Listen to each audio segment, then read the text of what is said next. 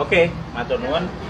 Saya akan coba menerangkan dengan dalam waktu singkat mengenai masalah coronavirus yang sekarang mungkin sedang berjangkit di Indonesia.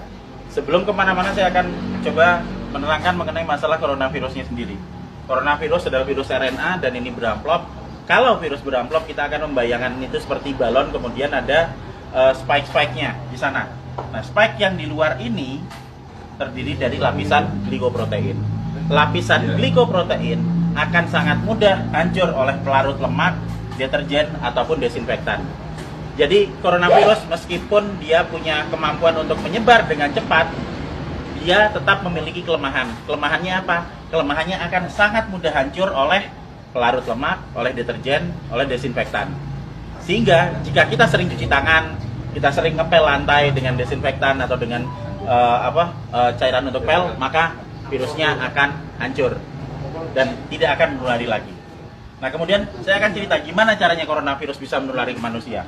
Coronavirus menular ke manusia itu lewat sentuhan dengan material-material yang sudah terjangkit virus pertama, terus kedua pada saat kita berada di keramaian, kemudian ada orang yang mungkin bersin, kemudian kita kena oleh kontak langsung, maka dia akan langsung bisa menulari kita. Tapi sekali lagi kita jangan terburu panik dulu. Kenapa? Karena coronavirus ini tidak seganas seperti yang dibayangkan atau yang ditampilkan oleh media.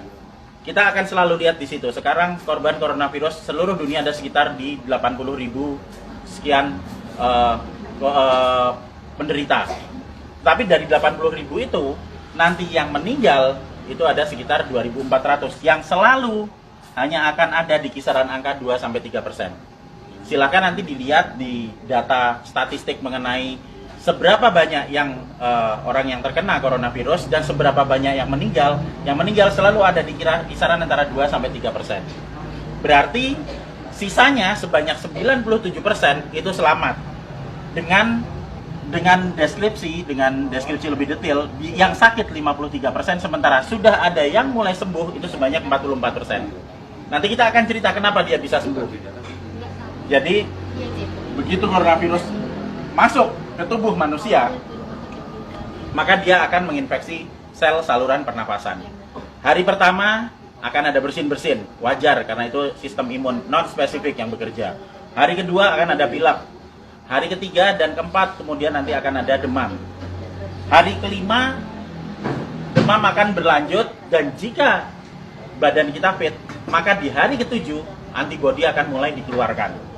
Jadi kita akan belajar mengenai sistem imunologi basic di sini. Pada saat terkena pertama kali, maka tubuh perlu waktu 7 hari untuk memasukkan data mengenai virus yang masuk ke sini ke sel memori. Di hari ketujuh ini ada antibodi. Hari ketujuh antibodi akan meningkat, akan keluar di sini hari ketujuh. Hari ke-14 dia akan naik sampai ke atas maksimal. Nah, pada saat antibodi naik di sini, maka antibodi itu akan dipakai untuk melawan virus corona. Karena antibodi sifatnya spesifik. Antibodi anti corona hanya bisa dipakai untuk menangani virus corona. Dan itu akan dikeluarkan 7 hari pasca infeksi. Yang akan sampai di puncaknya di 14 hari. Pada saat antibodi sampai di puncak, maka virus corona akan ditangani oleh antibodi di dalam tubuh kita sendiri. Karena virus hanya bisa ditangani oleh antibodi. Beda dengan bakteri. Bakteri bisa pakai antibiotik, virus nggak mempan. Hanya oleh antibodi. Dan nanti antibodi akan berlanjut turun sampai di minggu ketiga. Apa yang terjadi di minggu ketiga pada saat antibodi sudah mulai turun? Berarti infeksi yang ada di dalam sudah ditangani oleh antibodi yang tumbuh dalam kondisi maksimal di umur 14 hari tadi. Jadi sesudah 21 hari, otomatis virus yang ada di dalam badan kita sudah tertangani. Apa yang terjadi kalau nanti ada serangan virus lagi? Jika ada serangan virus lagi, data yang ada di sel memori akan dikeluarkan sehingga respon imun kedua akan berlangsung 24 jam sesudah paparan. Jadi misalnya saya sudah pernah kena corona dan saya bisa bertahan hidup sampai 14 hari, maka saya akan kebal seterusnya. Dan berikutnya jika saya kena virus corona lagi, kita nggak perlu nunggu sampai 7 hari sampai antibodinya keluar. Sekarang kena, maka besok antibodi sudah dikeluarkan. Itu sebabnya 44% orang bisa sembuh bahkan tanpa vaksin karena vaksinnya belum diketemukan.